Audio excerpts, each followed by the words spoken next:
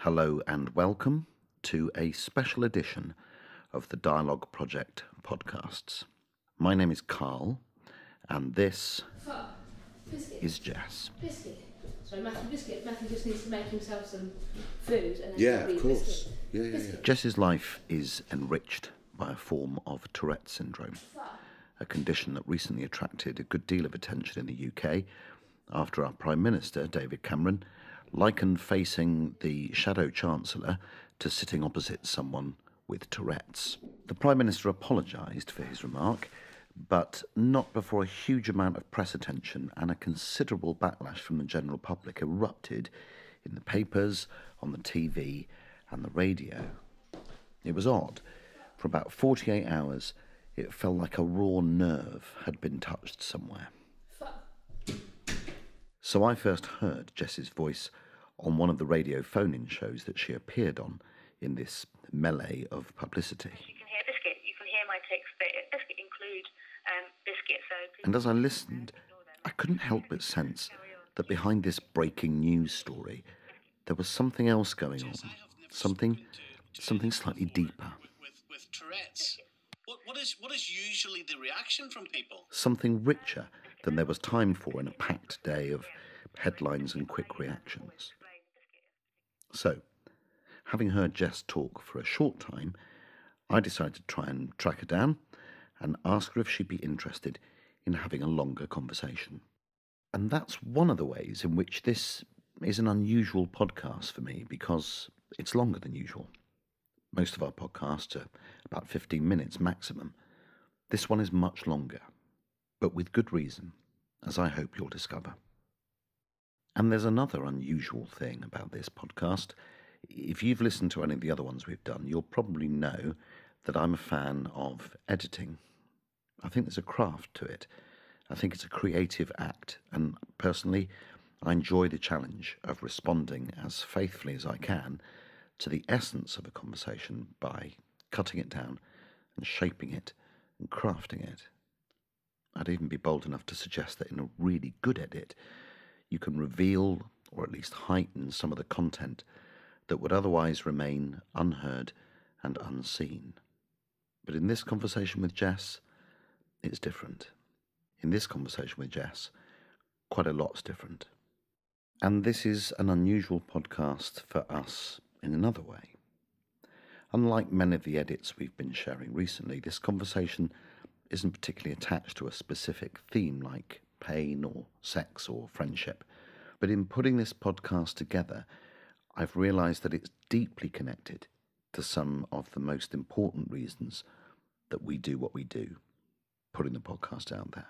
Firstly, the Dialogue Project for me has always had a singular purpose, and that purpose is to understand difference. In a world that often seems full of contest and competition, I think it's more important than ever for us to listen and to learn. Secondly, I'm interested and passionate, actually, about creating a space, no matter how modest, for quiet voices to be heard, and to encourage those voices to speak clearly, confidently, and articulately. And thirdly, and this is where, for my money, the form of a podcast really comes into its own, I think it's important sometimes to recognise that the more traditional or popular channels of broadcasting are under huge amounts of pressure to put things in a tight, constricted amount of time. And sometimes a subject matter warrants or demands more minutes than a soundbite or a 90-second slot could ever hope to achieve. So if there's a need for a deeper conversation or a chance to contribute in some small way through sharing a dialogue, I like to think we're not scared of getting in there. So, enough talk from me. Let's get on with it. And let me take you into Jess's living room and introduce you to her friend and co-founder of the brilliant project, Tourette's Hero, Matthew. Are you going to stay in here, Matto? Yeah, I'll just make sure my phone's off. Oh, you're a thoughtful man, thank you. I'll turn mine properly off. Right. Tourette's Hero is a co-creation between Matt and Jess. Tourette's Hero together. Yeah. And how's it going? It's going pretty well, I think. And as we sat down on the sofa and set up to record, Jess explained to me that if help's not in the same room, she has a doorbell she can ring, just in case she needs assistance from someone who, unlike me, knows what they're doing. Did it work? Yeah, but you need to, it does the long one. As well as a doorbell, Jess has a wicked sense of humour. I don't know how to change it. There's a switch on the side. It has about 16 different annoying rings.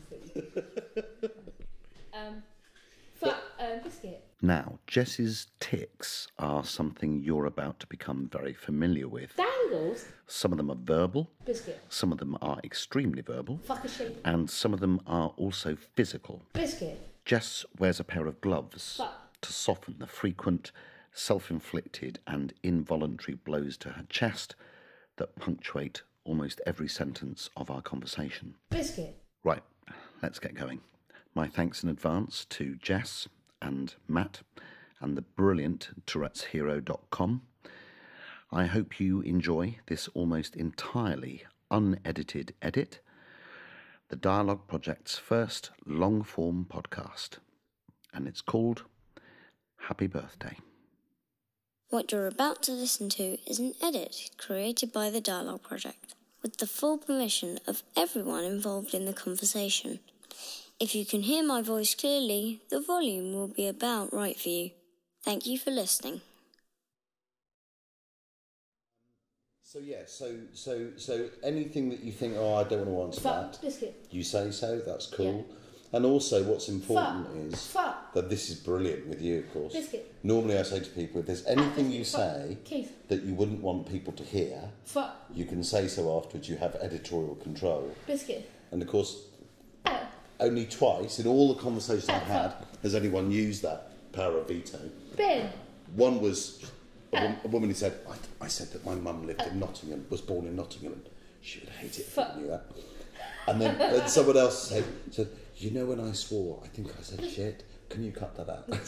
Biscuit. Yeah, well, Biscuit. So I hope you're not going to say that, because that's going to be an editing nightmare. No, the only rule I have when I do interviews, Biscuit, which was interesting following David Cameron's comments and doing radio stuff, Biscuit was the rule I have is that I don't want my tics to be edited out. No. I'm happy for people to edit on Google grounds of content or for flow or for anything like that. But Biscuit, but not taking out swearing, because that's editing out part of my disability. Isn't it just editing part of you? So I Biscuit. The first radio. It was funny how that happened, because the first radio station was like, not interviewing you. Biscuit, the second BBC station did it, but with a massive warning that was like, basically, Biscuit, turn your radio off for 10 minutes. You don't listen to this. And then by the morning, we did a pre-recorded thing, and but they didn't edit out. I swore, but they didn't edit it out. And then there was no warning. And then Biscuit later on the same day, they were putting me on live. Biscuit. So it was like this sort of. I think once that decision had been made, it was Biscuit. But the Biscuit CBC in Canada. Biscuit. Were the first people that we had that conversation with, where they wanted to do an interview. But Biscuit had initially wanted to do it pre-recorded and edit out. Biscuit. Or bleep out the swearing. I think bleeping out is even worse. Bleeping out? Wow. I found it even harder to think about Biscuit, because it's Biscuit. Biscuit is not the swearing. Biscuit has no meaning. Biscuit has no more meaning than the word biscuit when I use it. It's not communicative. Biscuit. But out of interest, what were their reasons for wanting to edit it out? Biscuit, because they were worried that it would cause offence. And I think Biscuit, my whole and because of their sort of Biscuit broadcasting standards, they didn't want people complaining. Biscuit, I think, part of Biscuit, my argument about keeping it in is that Biscuit, people's idea of what Tourette's is, Biscuit, or what the swearing, Biscuit, what even swearing, which is only 10% of people with Tourette's, have cochlearia swearing tics. Biscuit, but what people's idea of what ticked swearing would sound like is based on what sort of angry swearing sounds like, or how people use it as a communication to communicate that they're angry, or Biscuit shocked, or Biscuit annoyed at someone. Biscuit, Keith, Biscuit. Tick swearing isn't like that. It's annoying. It's the same as biscuit or fish. Or how? Bin. So I think it's important that people hear it in the context of that, and then Biscuit can recognise the lack of meaning behind it. What does that tell you, Biscuit. because that's really, if you follow through Biscuit. that line of, well, the Fuck. reason we want to edit out your swearing. Biscuit. Was it specifically your swearing or all of your tics? It was the swearing. Biscuit. Fuck. It was, So they would have left biscuit in. they would have left biscuit in, taken fuck out. Biscuit. But if you think about what they're actually saying there, that would be like saying, Fuck. oh, I don't know, talking to Stephen Hawking. Fuck. And it's okay now Ow. because he looks kind of okay. Well, this is. But if he became really Biscuit. awful to look at, actually we might not. Biscuit. Can well, we that's- edit out your face, face. Stephen? That's what biscuit. That's something. Biscuit. That's something that biscuit. That Matthew said at the biscuit said at the time. It'd be like asking somebody, asking somebody with cerebral palsy to look less Yeah. disabled. Could you Biscuit. put a mask on? Yeah. Biscuit. Interesting.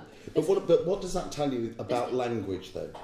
Biscuit. I don't think it tells me a lot about language. I think it tells me it tells me about the fear of language, the fear about language from broadcasters. Biscuit. And I think what's interesting is that both on those occasions, Biscuit, they have listened to the arguments why, on the whole, when they've listened to the arguments why not to edit the Biscuit swearing out, have gone ahead with the interview. Biscuit have broadcast it. Biscuit.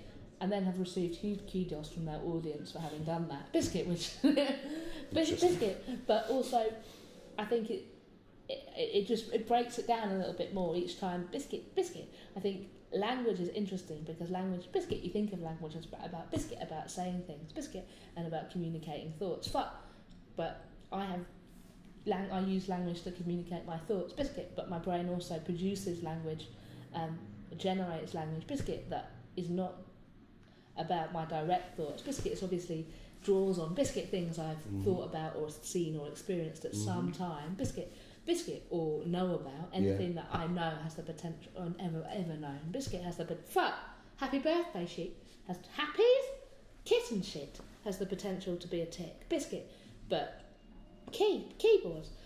But that's not my thoughts. That's Biscuit and fuck my thoughts, my thought processes and patterns. Biscuit and my ability to articulate them are clear and but there are these interjections of tics which before Biscuit, I mean, obviously the vocal tics are only a small small part of Tourette's but before Tourette's era and before the sort of starting Tourette's era, Biscuit with Matthew, I'd really only ever seen them Biscuit as a problem and thought about them in a sort of negative context. Biscuit, and I think Matthew said one sort of line to me about 3 years ago which completely changed Biscuit my thinking on them, and he described Tourette's as a crazy word generating machine.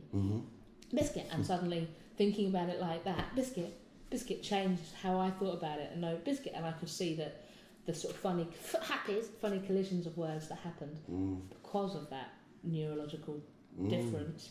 Or dodgy neurology. Biscuit was interesting and had value. Biscuit and then could be shared with other people and should be used in some way. Biscuit and not just ignored.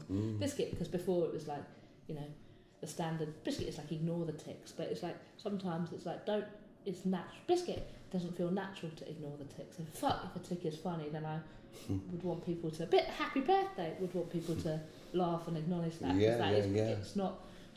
It is part. It's part of me. And can I ask you about your tics? Discos, happy. They're 14th century alien birds. They're 14th century alien birds. Was that a tic? Yes. Wow, they're 14th century alien birds. You just said to me. Biscuit, Biscuit. Some dangles. Keith, they dangle around in front of my eyes. Biscuit, they don't.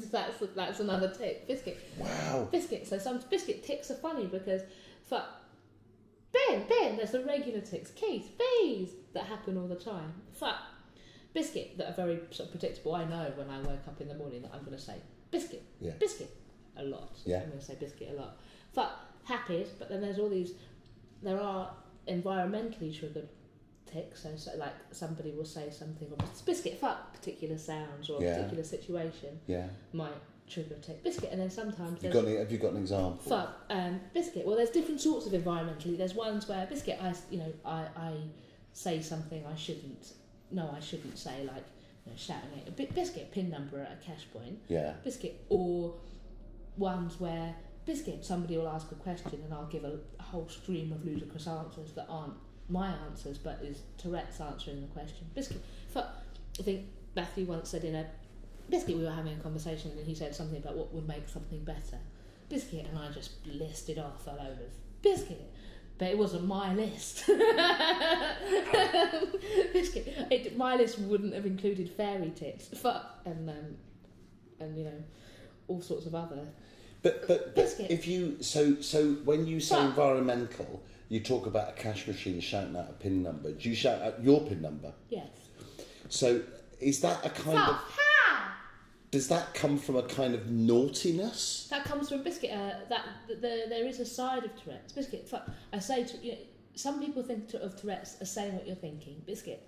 That is far too simplistic. It's definitely not. Biscuit. I don't think about biscuits. I don't think about biscuit. Yeah. You know, biscuit aliens or kittens or velociraptors. Yeah. Biscuit. But there are different types of ticks. Biscuit, and some of the environmental ticks are all triggered by environmental things. Biscuit, there is an element of Tourette's. Biscuit, where knowing that you're not meant to say something, you know, or do something, like I see a knife and I'll go, it's a sharp knife, better not pick that up. Oh shit, it's in my hand. Biscuit, and it's like that sort of the impulse control isn't there. So it's like I'm at a cash point.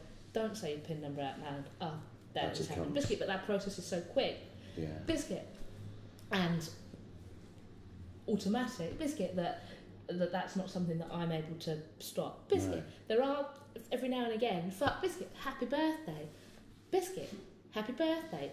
I'll be able to stop a tick halfway through, and if it's a tick that I like, biscuit, that, you know, a complicated tick or a tick that I don't say all the time, if I stop it halfway through, I don't know what the end. Biscuit, I don't know what the end would have been. Biscuit, which I think some of my friends, Biscuit, sometimes find frustrating because they're like, that would have been a good one, that would have been funny. Biscuit, but other than like, what was it? I don't know. Happy birthday, donkey. So, now listen, you're hard to interrupt, and I don't think it's just Tourette's. I think you're one of those people who've got a lot to say, which is fantastic. Is that all right to say that? Biscuit, I think that's fine. I think you should interrupt me, and I should. This is a dialogue, so I need to be listening to you. Here we go. Keys, yeah, but at the same time. This is a really interesting experience for me because very often one of the things I think makes a dialogue rather than a chat or a conversation or an interview is that I really pay careful attention to small things in a conversation. Right? Wounds. So I would, if someone said something in a certain way, I might go, oh, that's interesting, you paused before you said that. Biscuit. Or happy when you said that your eyes lit up. Discos. Right. So I want to be that listener for you, right? Just because there's all this crazy shit coming my way, it's quite tempting to ignore everything. Do you know what I mean? Which means I wouldn't be a very subtle listener for you. And I would like to be a subtle listener for you. Does that make sense what I'm saying? Yeah, I think so. Biscuit. But I think, Keith, I don't think you have to ignore the crazy shit. No, I'm not trying to ignore the crazy shit. But this is, I'm just telling you what's going on in my head right now. Which is exciting.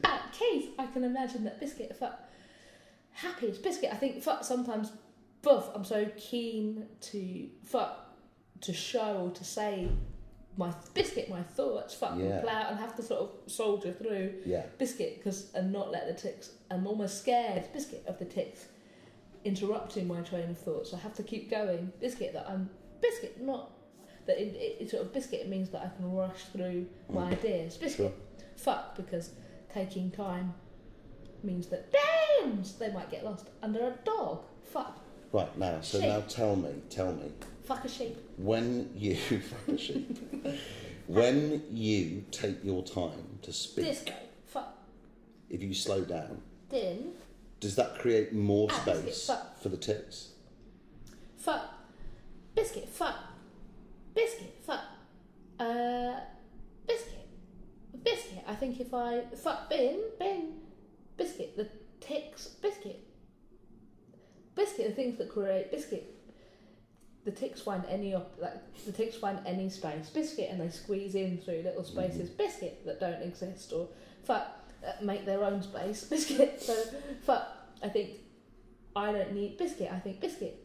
I don't think there's any benefit in rushing. I think I tend to sort of push out ideas, biscuit, because it's about keeping biscuit. They're not getting distracted by them. Biscuit. I have biscuit. I'm able to edit them out. Biscuit largely. Biscuit and not pay attention to them. And I presume so are people who know you really well. Keys, yeah, I think. Because even we've only been talking for a few minutes. Happy birthday. I could ignore a lot of them. Donkeys. And only pick up on the ones that pop out that are unusual. Donkeys. Do they distract you? Biscuit.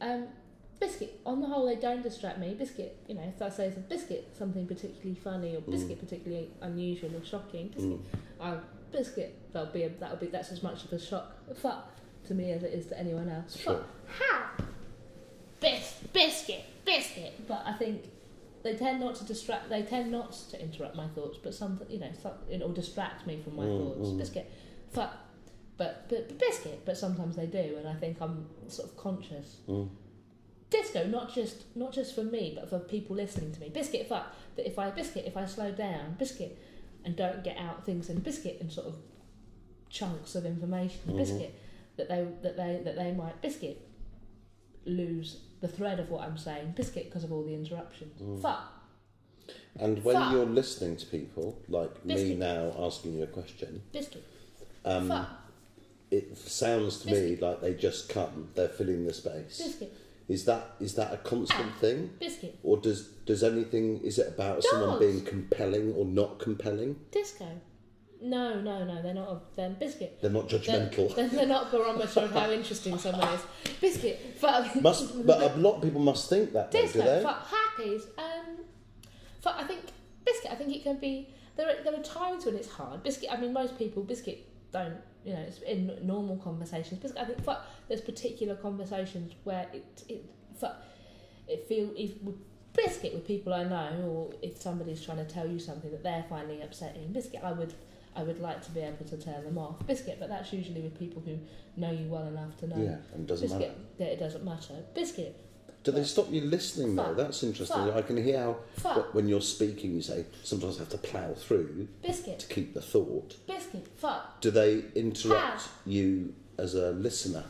Biscuit. I don't think the vocal tics biscuit interrupt me as a listener.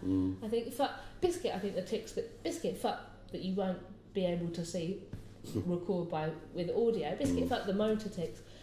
I find they pose more of a challenge in my everyday biscuit, my day-to-day life. Biscuit, and can be more off-putting. Because I'm banging myself or throwing myself around, or biscuit, suddenly and finding myself biscuit on the floor. That can be distracting.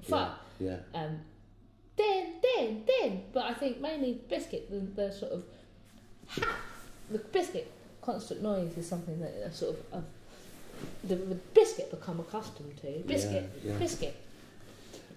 And can I ask about? Fuck it. Can I ask about when you were younger? Biscuit. Because I think one of the misconceptions I suspect that people have is that it's something that kind of appears in your life out of nowhere. Biscuit. That out of some kind of shock. Biscuit. I don't know if that's true or not. What's your history with it? When did it first appear? The first tics that I can remember, it's not something that appeared in my life out of shock. It's something that's crept into my life. Biscuit, and that biscuit has always been present in my life. Biscuit, but I would never, and I don't think my family, biscuit would have ever imagined as a child that it would be like it is now. Biscuit, and I think certain, maybe events or certain experiences might heighten things make things biscuit. New tics appear or heighten things for a while. Biscuit, it's not. My tics aren't because I'm anxious or I'm biscuit or I'm angry or aren't linked to emotion in that way. Biscuit, but they are responsive to emotion. So biscuit, any heightened emotion, whether that's happiness or excitement or sadness or upset, anger. Biscuit, or disappointment or frustration. Biscuit, and things that aren't emotions, just things in our lives like tiredness or alcohol or biscuit, all of those things, any sort of heightened state of being, biscuit can exacerbate them. Biscuit. Or create new ones. Yeah. Fuck, cats. And talk about cats. I was 6, biscuit, when the first time I remember biscuit being making a squeaking noise. A squeaking noise with my mouth that I wasn't able to stop. And was that just words? Did words come first before the physical? Biscuit, it wasn't a word, it was just a noise. The vocal sound. To have a diagnosis of Tourette's, you have to have one vocal tic and multiple motor tics. Biscuit for more than a year. But biscuit vocal tics aren't always words. Biscuit, they can be noises. Wheels. Biscuit, I was making lots of noises before any words came out, although actually there were some complex phrases even when I was quite young. I hadn't perhaps realised that that's what they were. But the noises were biscuit much more regular. Bin. So squeaking and squealing and whistling and clicking and biscuit. So sniffing is even considered is considered a vocal tick. Biscuit. It's considered a vocal tick. I see. Woof. What? And did it build? Did the frequency build quite quickly? Or? Biscuit, no. It's biscuit is definitely crept in. A biscuit throughout my childhood. My tics as a kid were more motor, so I had. So although the first tic that I can remember was a vocal one, biscuit was a squeaking. I had biscuit. Fairly. I was also very overactive. Biscuit and not brilliantly coordinated. So I think biscuit. Some of the tics got lost in a general chaoticness of I was trying to biscuit chaotic child. Biscuit, I had biscuit. Tourette's biscuit is also linked to sort of obsessive compulsive behaviours disorder. Biscuit and attention deficit disorder. Biscuit and did you have obsessive compulsive? Biscuit, as a child, my behaviour was more obsessive. Biscuit, it's not biscuit. It's not really an issue as so much now. It's certainly not something that I find debilitating. Great. Really, biscuit. But as a kid, I had the biscuit obsessive. But I think obsessive. But from my understanding, biscuit obsessive compulsive behaviour and Tourette's tends to be slightly different. To people who present with just an obsessive compulsive disorder. Biscuit, the sorts of things that I'd do would be I'd run at closed doors or touch hot things. It was much more about impulse control than it was about ritual. Biscuit, although there were sort of rigidity about certain things, but there was elements of that when I was a kid. But my sister used to get a raw deal. I bet she did. Was she older or younger than you? Younger. Oh, poor girl. You've got to feel for her. But biscuit, we used to have a very close relationship. Still, and she doesn't have Tourette's. Biscuit, she doesn't have Tourette's. Biscuit, Tourette's is believed to be genetic, and my biscuit, there's certainly a history of tics in my wider family. Right. Biscuit, she does biscuit. She doesn't have Tourette's and is a doctor and biscuit, but she has sometimes when she gets very excited, she'll seal clap in a way that she's not really able to control. Biscuit. She told me once that she heard something on the radio that was so funny and exciting that she had to stop the car much more abruptly than she. So she could seal clap. Biscuit,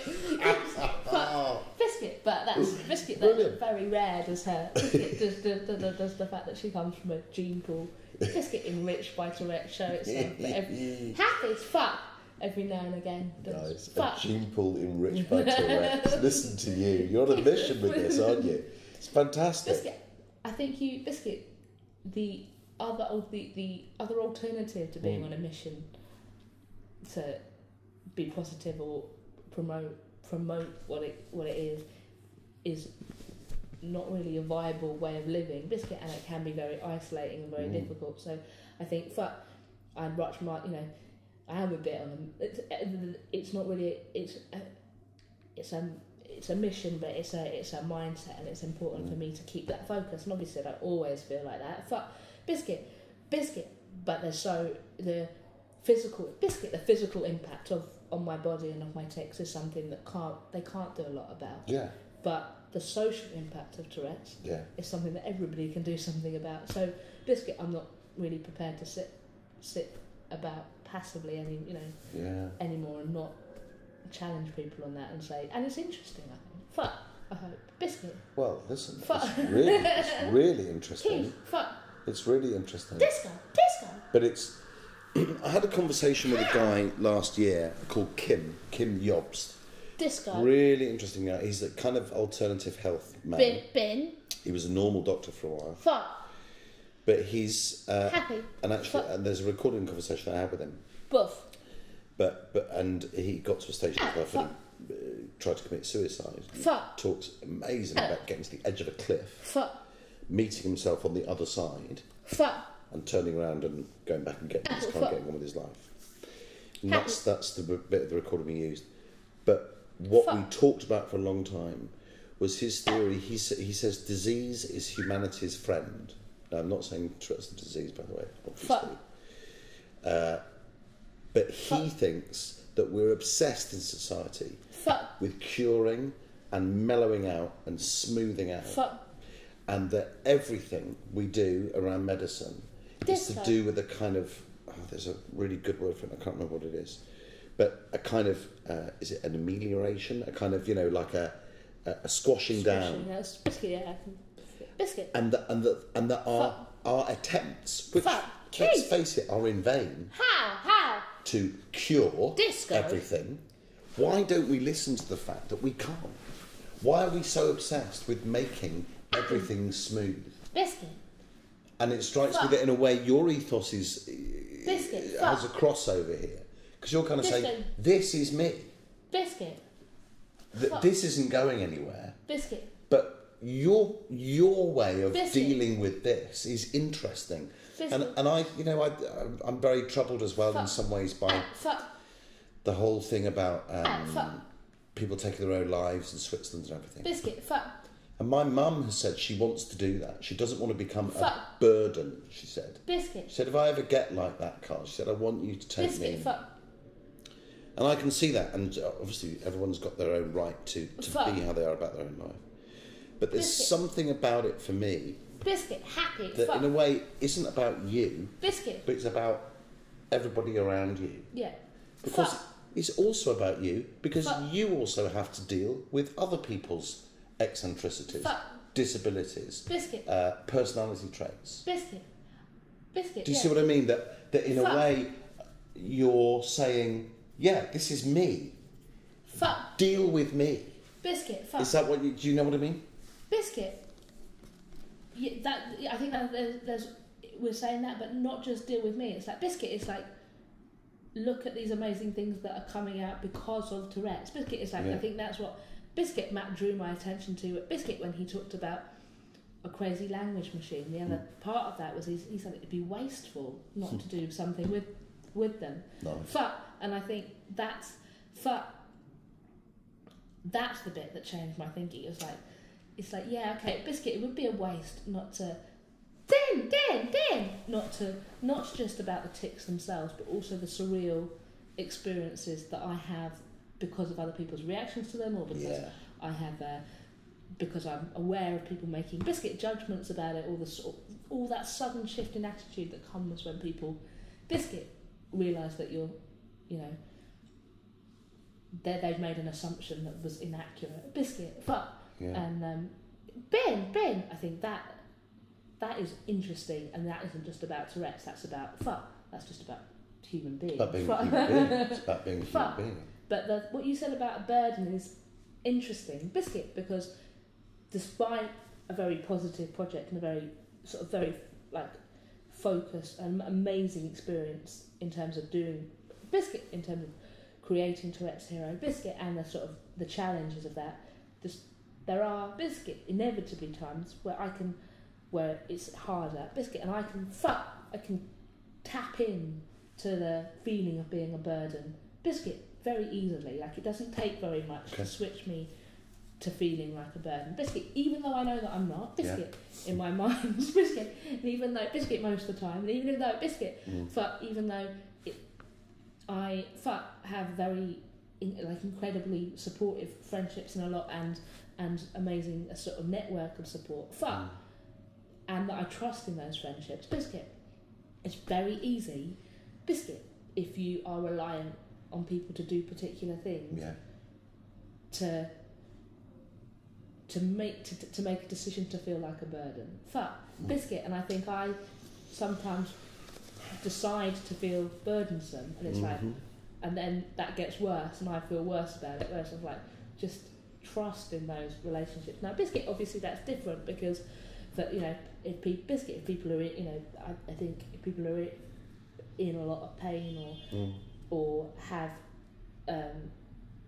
or and are making a decision that they're, you know, about the quality of their experience, Biscuit, that's one thing. But making a decision based on the burden you pose to other people is not a fair decision, because that's not your job, that's not your call. It's not about. It's not just about you. It's not about whether I think I'm a burden. But Biscuit, my mum, interestingly, I don't know whether this is one of those things that Biscuit I want to take out, but my mum would often say, you know, she's like, you know, if I ever get to a stage where I'm, you know, not able to, where I'm a burden, or not able to think, or not able to be, you know, be myself. I think Biscuit, her father had dementia. She's very aware of that. Right. She's like, I want you, you know, one of you's going to have to shoot me. Biscuit.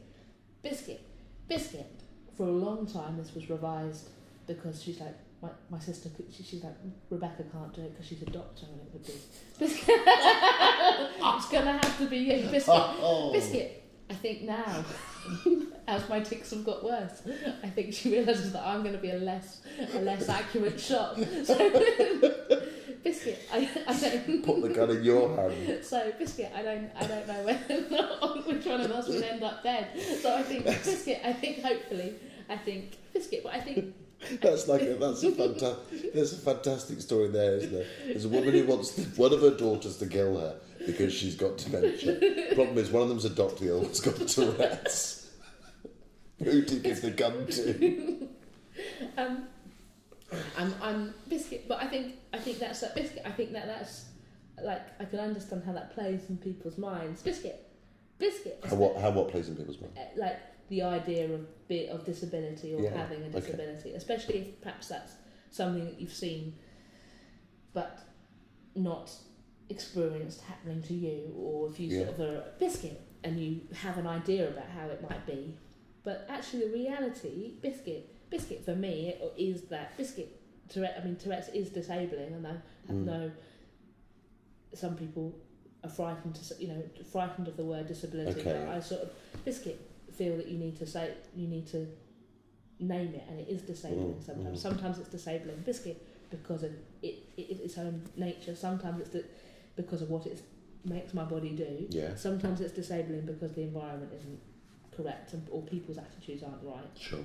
By and large, that's the biggest proportion of it, and so that element of disability, and that's the same for all disabilities. It's a tiny part of it is the actual the thing itself, and the biggest thing is everything else that surrounds it, whether that's the physical Biscuit, dogs, the Ferris wheel of doom, whether that's the physical infrastructure or the Biscuit or people's attitudes, and that's why reaching out to sort of individuals, Biscuit, is important. Biscuit, because I think a lot of it is also, fear is something that comes up a lot.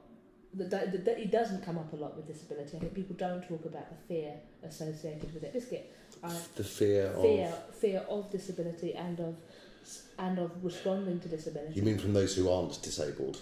I think from Biscuit, I think fear as a disabled person, I sometimes feel afraid of how people are going to respond, and that conditions my responses, Biscuit.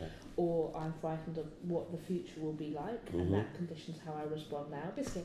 People respond to me in fear because they don't know how to, Biscuit, either because they're frightened of what it is or what I'm going to do, Biscuit, or because they're frightened of upsetting me, or because they don't understand the situation, Biscuit. And fear of the sort of abstract Biscuit idea of not being able to do things, but it's very rarely talked about as fear. Biscuit is often talked about as, in sorts of in lots of other ways, misunderstandings or, discrimination. Mm-hmm. But we're a biscuit or ignorance. But a lot of the root of that, I think, from biscuit sitting on a bus and looking at how people respond to me, biscuit is people are frightened and they're either biscuit, or when biscuit, fuck. And I think it's funny because biscuit, I was working this afternoon and a young person was talking to biscuit, a funder, about what he'd learnt. Biscuit at one of our projects, biscuit, and he was talking about the inclusive element of our project, and he said, biscuit, I'm less frightened of disabled people now than I was before. Biscuit. And he said frightened, did he? He said frightened, and I biscuit, and I thought, and it sounded harsh in that context, but I was like, that's what it biscuit. That's what it is. Biscuit. So name it. Yeah, biscuit, and I think. Isn't that interesting? Fuck. So you mean that sometimes with different kinds of disability, Fuck. we use, again, we couch the language, Fuck. don't we? We make it Ha. manageable sometimes by not saying fear, frightened. Biscuit, yeah. And it is scary, isn't it? Fuck. And I think, and there's different levels of fear or Of scare, course. and the scariness, and there's sort of that sort of a sort of generalised feeling of being a bit worried about something to being very precisely scared that you're going to do a particular thing. Biscuit. Yeah. Okay. Yeah. Fuck. Biscuit. You must Fuck. encounter that a lot. Then you must encounter fear in people more than most. Yeah, I mean, biscuit. I think fear. I think biscuit. I think you can see that in people's biscuit faces and bodies, and it's like people don't need to say anything to me for me to know that they're not comfortable with me being on a bus. Yeah. Fuck, and that doesn't make it whether people biscuit focus on the negative reactions to Tourette's often, and biscuit fuck and say, it must be really challenging when people laugh or people stare or people make negative comments, and it's like those things are challenging, but I find easy to challenge back because it's direct and I can answer that. But how do you? What do you mean by challenging back? Well, I can speak back and say, and biscuit have a conversation, which often.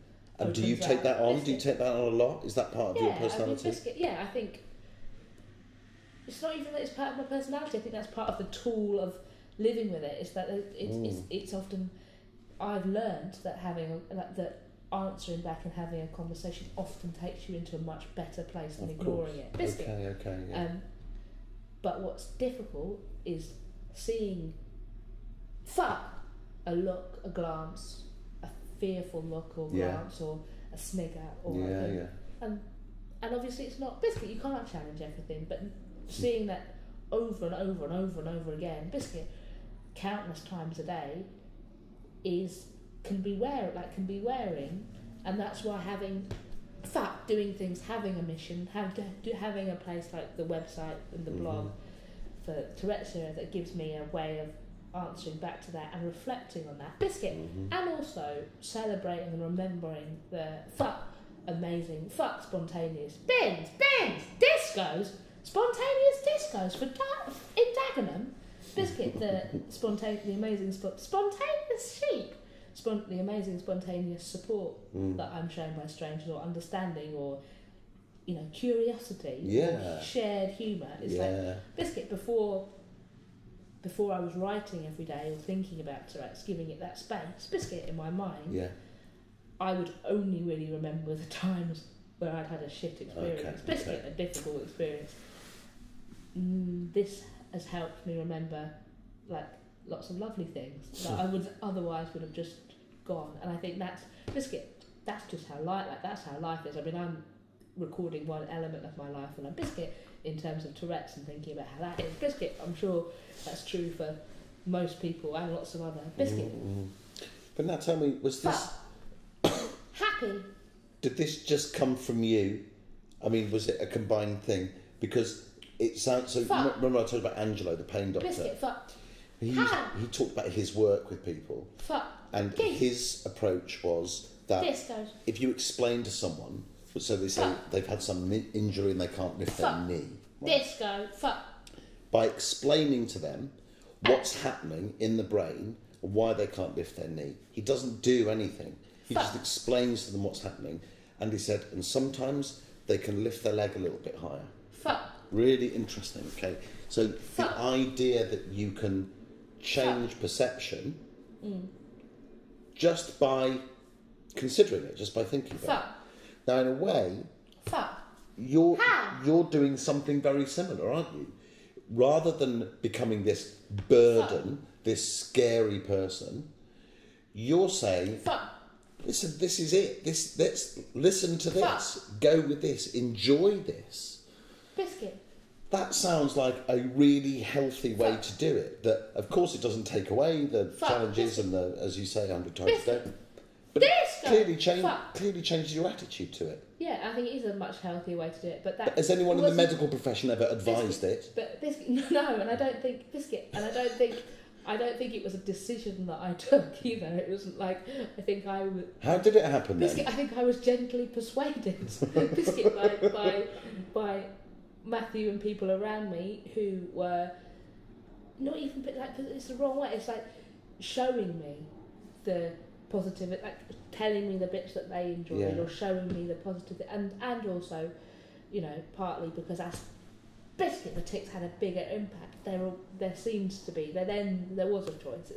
It's either we just, you know, you have to get on with it at a certain point, and find a way through. And I think we started off with Tourette Zero talking about Biscuit focusing on the tics themselves. Yeah.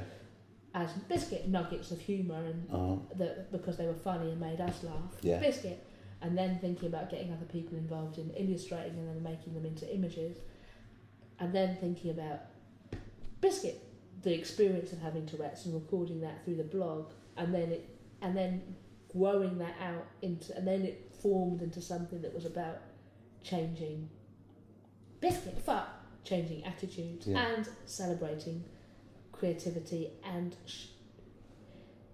sharing that with other people with and without Tourette's. Tourette Zero isn't a website or a for people with Tourette's. No, clearly. It's for anybody who's got an alternative sense of humour, who's curious, who's Biscuit, who is interested in disability or is interested in different people's perceptions or experiences. But I think for what it's worth, I think that's why it's genius, because it's not like a support website, is it? No. Although, of course, ironically, I bet it also is. I think it for a lot of people. I think it provides an informal support that talking honestly and openly, and humorously about something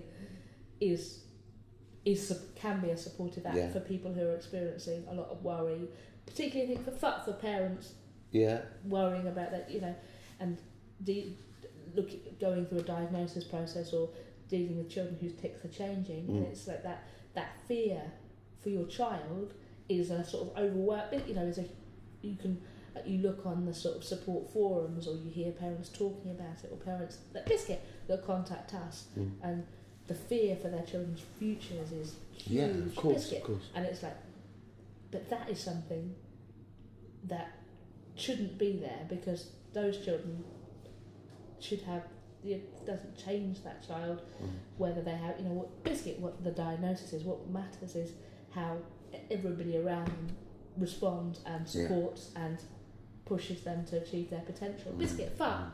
And the sort of one of the aims of Tourette's Biscuit Hero as a sort of community interested company is to, by either selling merchandise or or fundraising, that we're able to put on events for children and young people, Biscuit with Tourette's, that focus on that creativity and playfulness and positivity, that are sort of one-day events, but that open up as sort of that celebratory. We'll make it social. Just make it talkable about. And Biscuit was interesting about the event. We held an event, Biscuit, last December for children and young people that had a superhero theme. Biscuit, and we invited 100 children from all over the country. Biscuit with Tourette's to come and help us fight.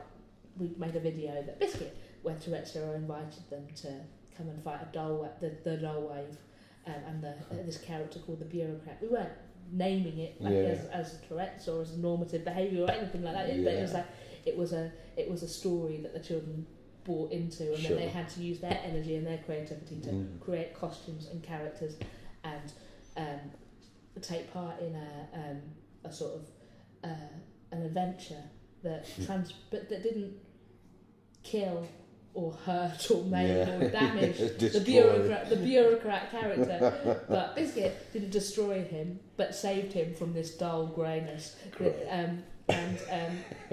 Biscuit, and that was really interesting, because when families were talking about that event, or when volunteers who'd helped facilitate it, Biscuit talked to it, they're like, oh, we didn't know who had Tourette's and who didn't. Well, that's the whole point. When Biscuit, with all disability, I worked Biscuit with children with disabilities for a long time, with good events and with good projects and with what the evidence of a good inclusive place is, that you walk in and you don't know, and you don't need to know Biscuit, because people are at Biscuit, because people take time to understand and have an inclusive thought process. Biscuit, which means that if a challenge comes up, they'll think about it in a way of finding a solution rather than seeing the problem. Biscuit, Very nice. Disco. Happy birthday. Dinner. Woof.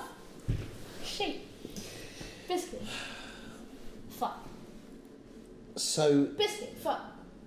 are you in a position to? People must have asked you this a lot. Can you describe what Tourette's, not so much the experience of it for a second, what actually is it? Can you describe what happens? I can't. Biscuit.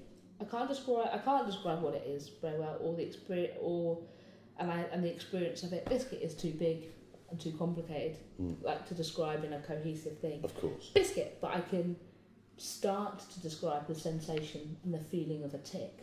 Biscuit. Yeah. My friend Ruth, who has Tourette's, Biscuit described it as like it's like being a bit like what you imagine it's like when you shake a can of fizzy drink and then take the lid off. Biscuit, and there is biscuit, and sort of at different times Tourette's feels different in my body, but there is a sensation associated with it. Biscuit, sometimes that can be like my blood is itchy and my body can't be still. Biscuit, sometimes it sort of is a really intense pressure or sensation that's coming like from the base of my spine, or particularly or not even where the tick is happening. I could be moving my arms or twisting my body, but the feeling is coming from my back, and it's like. And is that Biscuit. Just before the tick? Biscuit. Often the shape. Biscuit. Often it's during, and the sort of the tick is the release, the sensation, and then the release feels that way.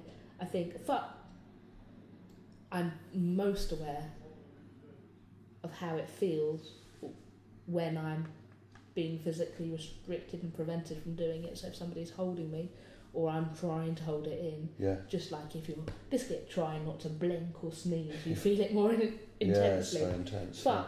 I feel it more intensely. Biscuit, or sometimes the sensation intensifies to a point where I'm unable to do anything else, and the ticks are constant.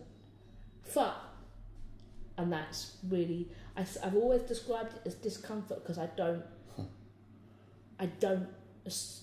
describe. I can't find it difficult to describe it as painful, because it's not like a pain from cutting yourself. Or breaking, damaging something. It's a different. It's a different. Feels like a different type of feeling. Discomfort is where you. So I say discomfort, but then that sometimes that doesn't feel strong. That's not strong enough. Okay. Biscuit, and it is painful sometimes. Biscuit, ha.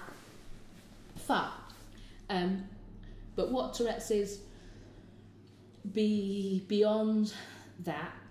I think one of the difficult things is because it's, obviously the brain is a Biscuit complex organ, and Biscuit, the mechanism for Tourette's isn't fully understood, and how it falls and what causes it isn't understood, coherently or cohesively. So biscuit, that makes it difficult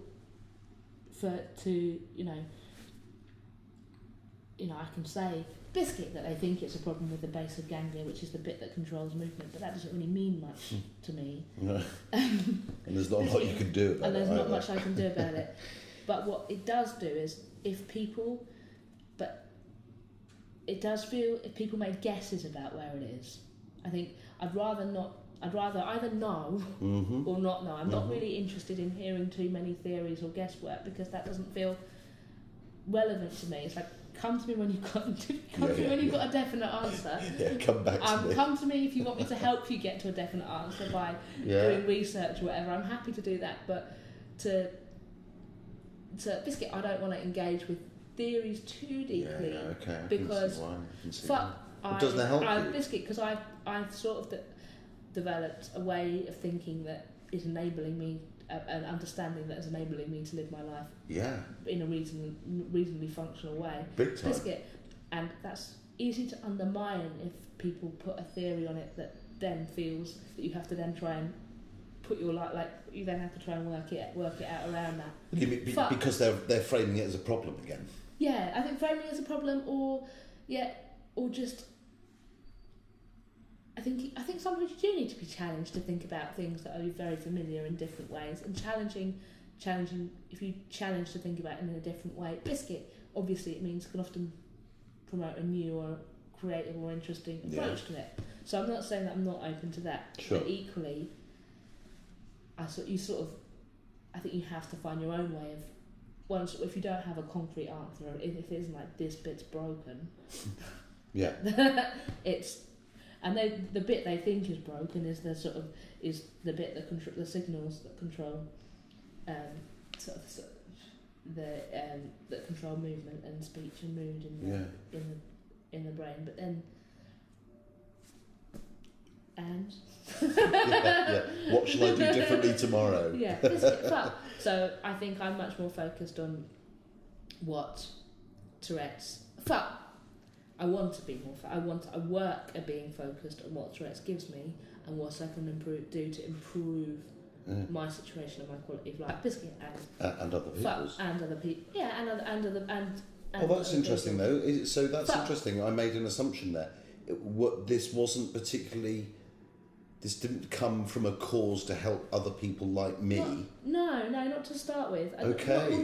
Not overtly. No. It was much more like, it was more about, but neither was it, we're just going to talk about it. It was more about, it started off as a tiny idea that's grown, and then as biscuit, bins! Lots of good albatrosses, dude. Lots of good toilet rolls, talk about chairs. Wow. Dagenham died. Tinsel, there's lots of good things do evolve, and biscuit respond, and I think it was. I knew what was missing for me in terms of support. That I had great formal support from the formal support organisation. Great support from friends and family. But what I didn't have was a sort of somewhere that was less formal or that acknowledged the experience of having Tourette's. Biscuit, but in a way that was not just focusing on the seriousness of it.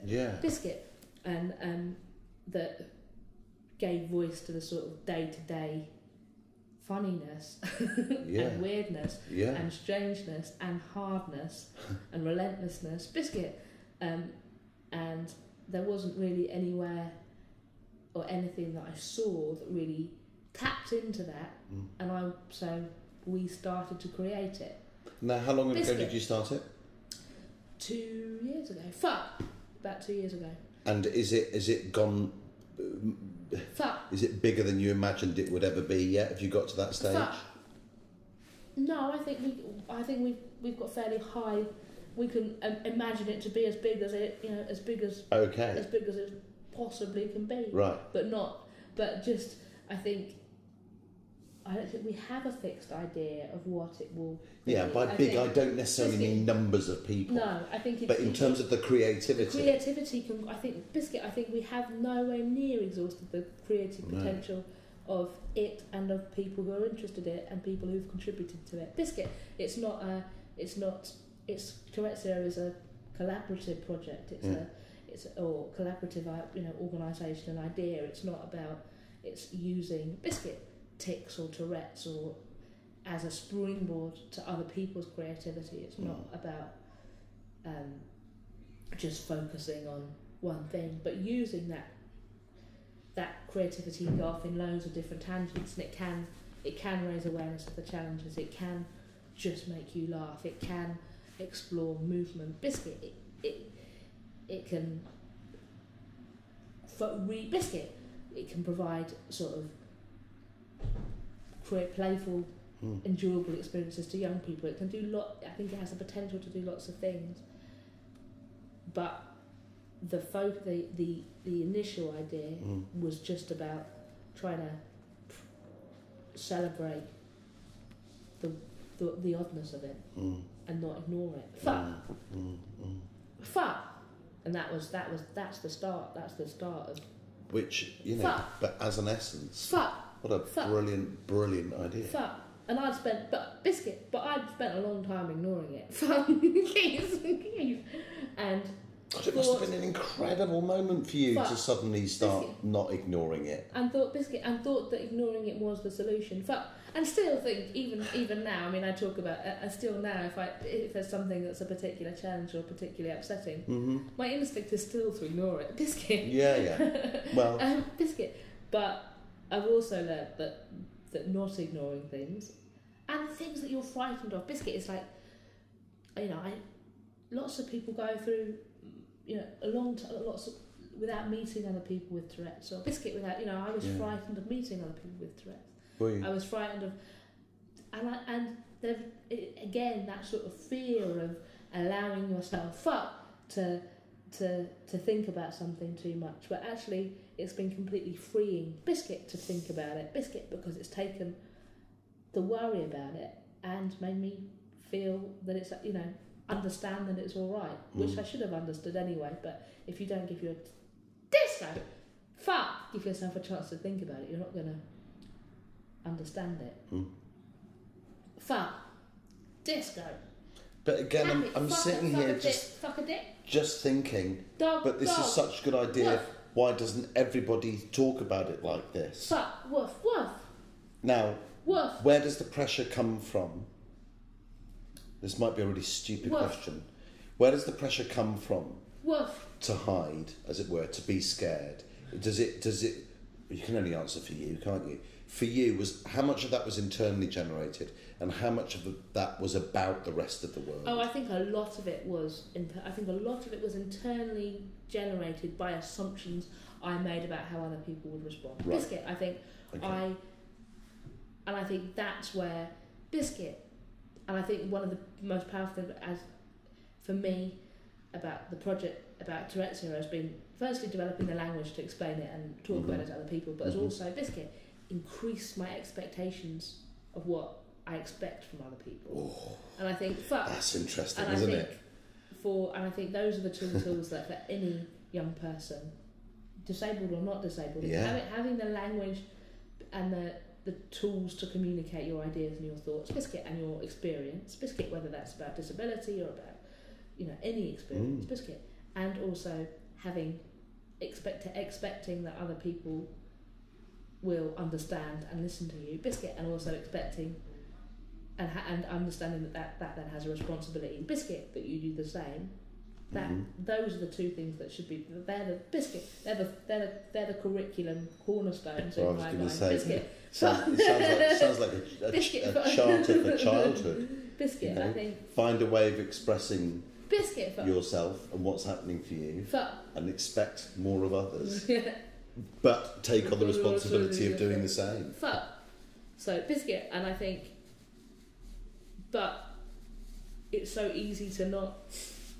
It's impossibly easy to not do that.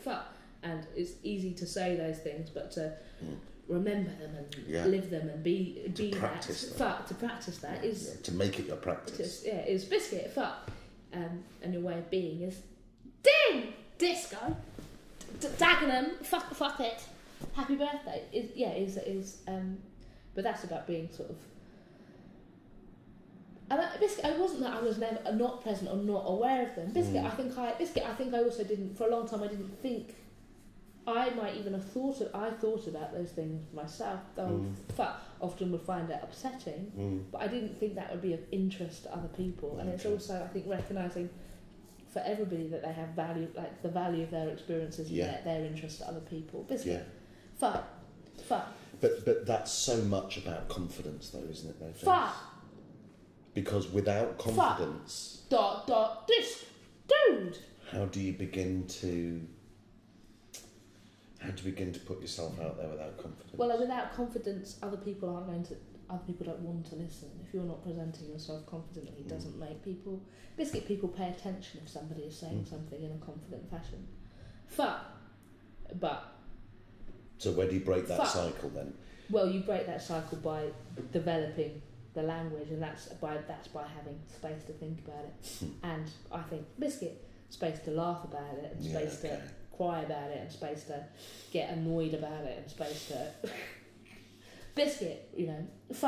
and my space to do that has been my friends Biscuit, and I think the way Tourette's Hero has grown. I mean, it's a joint. It's a joint project. It's a collab. It's a project that's Biscuit being driven by me and Matthew Biscuit, and who is sort of we're co-originators and co-founders, and I don't think anybody can do these things. Can do Biscuit. I think it's hard to. I think doing anything alone, Biscuit is a challenge. You need other people to put in and take out work and share it, and you know what I mean. So I think and support, but also challenge as well. Yeah, you know? It's like push it forward and drive it. If it had been led to me, you know, you get locked into small loops. Whereas with more people, you can branch out and you know let things evolve in a way and be pushed and extended further. Happy. So listen, it's 20 to 8, and I don't want to push my luck, and I really appreciate your time. Happy birthday. Apples. When you were a teenager, or when you were developing as a kind of girl into a woman, Well, you know, I'm conscious of people. Your project is to celebrate the humour associated and the creativity possible from this bizarre neurological kind of quirk, right? But you must know that some people will see you and listen to you who got Tourette's, younger people than you, perhaps not as confident yet. And they will find what you're saying too much of a reach. They're not ready to be like that, because being a teenager. So I suppose what I want to say to you is, if you could say something to the girl who didn't have this voice, who didn't have this language, what would you say to that girl? What do you wish someone had said to you? I suppose that it's all right to.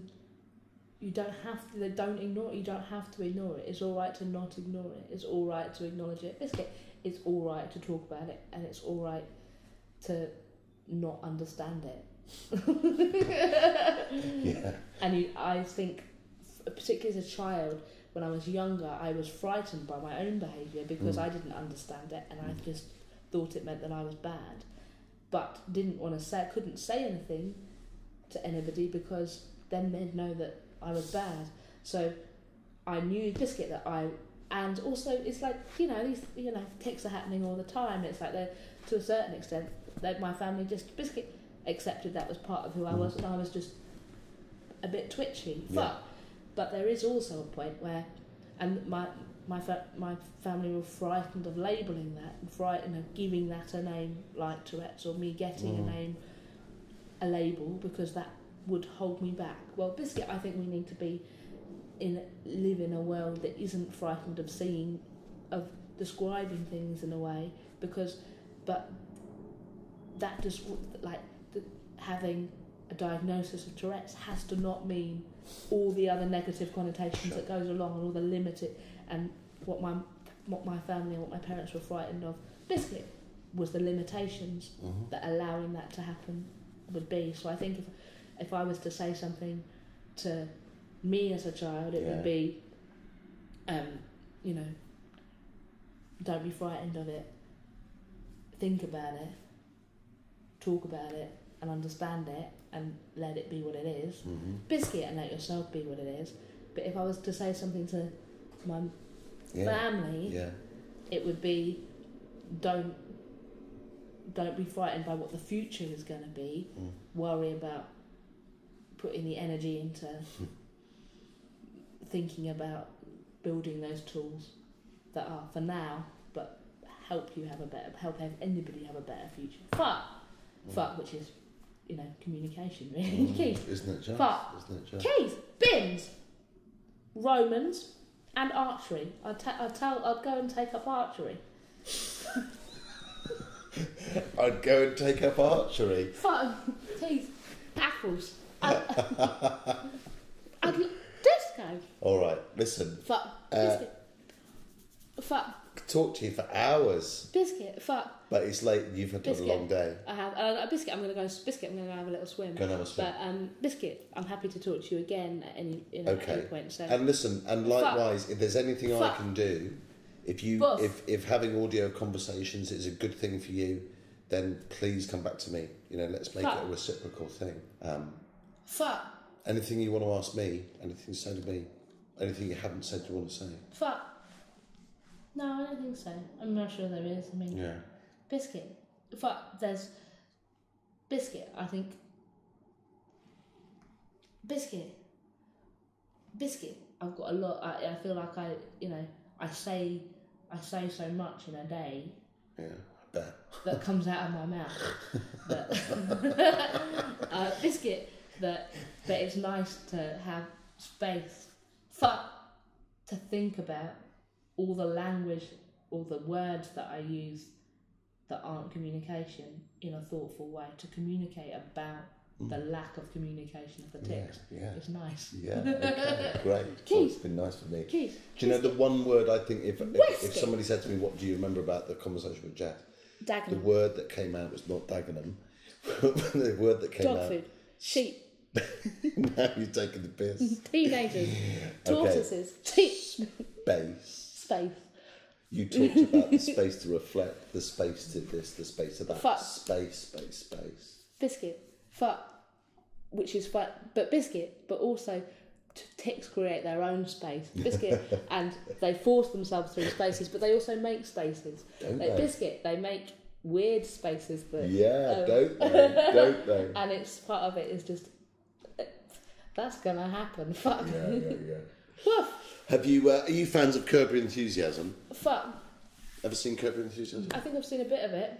There's one very famous episode where they have a chef with Tourette's, and there's a lot of very bourgeois people in Los Angeles, and in this new, and they desperately need the chef. He's a brilliant chef, and he suddenly starts going fuck, shit, pissing things, and the whole first night of the restaurant just freezes, you know.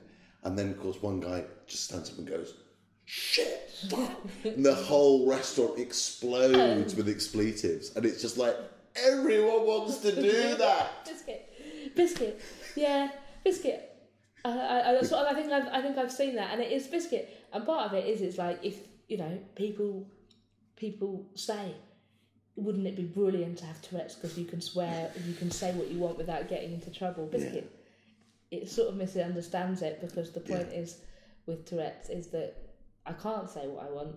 I say a load of stuff that I don't want, but that sort of allowing that and sharing that makes it something different, and that is enjoyable. That can be enjoyable. Biscuit.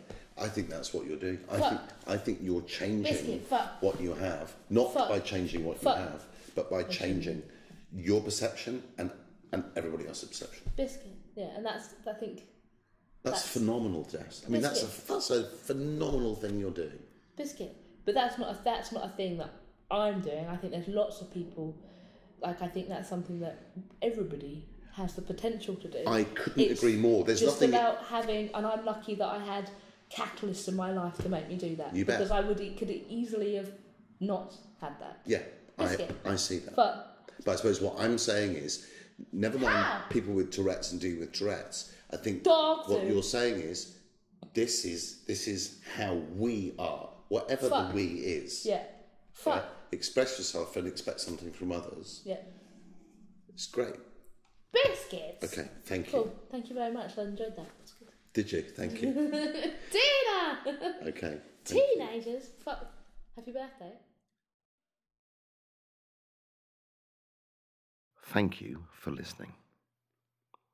If you want to know more about Jess and Matt's project, it's called Tourette's Hero. And sort of the motto is changing the world one tip at a time. They've got a website that's called touretteshero.com, and I would urge you to go and have a look. They're doing fantastic work, brilliant work. So please get in there, support them, find out more about them. One tip at a time. If you'd like to know more about our then please help yourself and go and have a look at thedialogueproject.com, and feel free to listen to any of the podcasts on iTunes. Thanks for listening.